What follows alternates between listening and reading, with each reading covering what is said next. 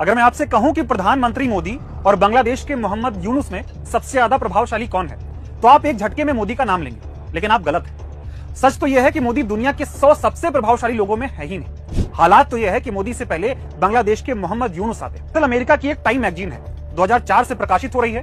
यह मैगजीन हर साल दुनिया भर के 100 प्रभावशाली लोगों के नाम जारी करती है। ऐसे में टाइम मैगजीन ने 2025 के 100 सबसे प्रभावशाली लोगों के नाम जारी किए और हैरानी की बात यह है कि इसमें पूरे हिंदुस्तान में से एक भी नाम नहीं है। यहाँ तक कि महामानव मोदी भी इस लिस्ट से गायब है। इस मैगजीन के 21 सालों के इतिहास में पहली बार ऐसा हुआ है कि इस लिस्ट में एक भी भारतीय नहीं है। जरा सोचिए, इसमें बांग्लादेश सरकार के चीफ एडवाइजर मोहम्मद यूनुस तक को भी जगह मिली, और न सिर्फ जगह मिली है बल्कि हिलेरी क्लिंटन ने उनकी तारीफ करते हुए लिखा है कि वो देश को संकट से निकाल रहे हैं, लोकतंत्र और मानवाधिकार बचा रहे हैं। लेकिन इस लिस्ट से अंधभक्तों की आंख गायब है। जब बांग्लादेश भी लिस्ट में आ सकता है तो भारत का बाहर होना कोई छोटी बात नहीं है। बांग्लादेश भी इंटरनेशनल मैप पर अपनी चमक बढ़ा। टाइम 100 लिस्ट में सबसे ज्यादा शामिल होने वाले नेताओं में चीन के शी जिनपिंग 13 बार, अमेरिका के बराक ओबामा 11 बार, रूस के व्लादिमीर पुतिन 7 बार और मोदी इस लिस्ट में इन नेताओं के सामने कहीं नहीं टिका। टाइम मैगजीन को छोड़िए, पासपोर्ट रैंकिंग भी मोदी राज में गिरती जा रही है। देश में 2014 की शुरुआत में जब कांग्रेस की सरकार थी,